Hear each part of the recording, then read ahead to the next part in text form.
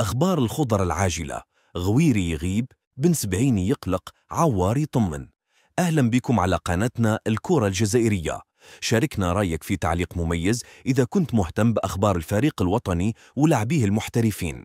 والآن هيا بنا جميعا نصلوا على النبي صلى الله عليه وسلم ونتابع معا آخر أخبار لاعبي فريقنا الوطني من أوروبا إلى السعودية. تتواصل أخبار نجوم المنتخب الجزائري بين الإصابات، التألق والاعترافات الكبيرة.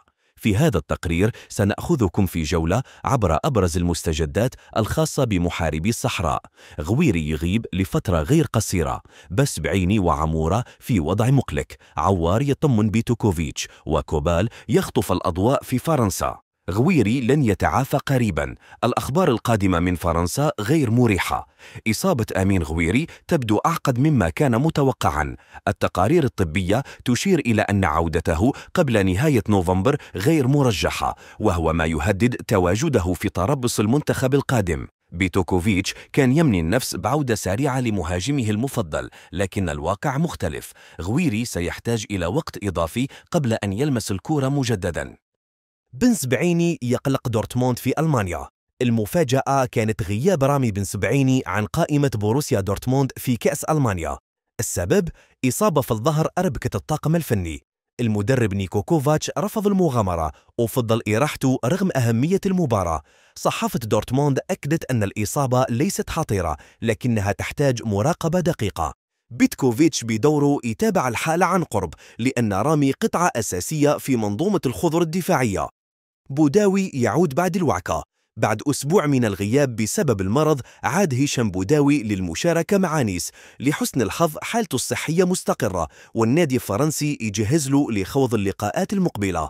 عودة بوداوي قبل فترة التوقف الدولي تعتبر خبرا سارا للجهاز الفني للمنتخب. موسم صعب العمورة. الوضع في فولسبورغ لا يطمئن. عمورة يعيش فترة صعبة مع فريقه الذي يعاني هذا الموسم. الخروج من الكأس أمام فريق من الدرجة الثانية كان بمثابة ضربة نفسية. اللاعب الجزائري يدرك أن بقاؤه في هذا النادي لم يخدم طموحاته، وأنه بحاجة إلى تألق دولي يعيد له البريق. شايبي يتحمل مسؤولية الإقصاء في المقابل. زميله فارس شايبي عاش ليلة قاسية في ألمانيا. أهدر ركلة جزاء حاسمة في كأس ألمانيا، ما تسبب في خروج فريقه، لكن المدرب عبر عن ثقته فيه، مؤكدا أن الأخطاء جزء من اللعبة. شايبي وعد بالعودة أقوى والتركيز على الدوري والمنافسة الأوروبية. كبال يخطف الأضواء في فرنسا. ومن ألمانيا إلى فرنسا الحديث كله الآن عن إيلان كبال نجم باريس اف سي. موقع أوروسبور الفرنسي وضعه ضمن أفضل 3 لاعبين في الدوري الفرنسي حتى الآن. مدرب ستيفان جيي أشاد به قائلا: كبال لاعب مؤثر ومتكامل، ما يقدمه لا يقل عن نجوم الليغ وان الكبار. زميله ماكسيم لوباز أكد: كبال فاجأني، لم أتوقع أن يصل إلى هذا المستوى المذهل. أما بيير ليميلو فقال: كبال لا يكتفي بالهجوم، بل يدافع ويساند الوسط، إنه لاعب شامل.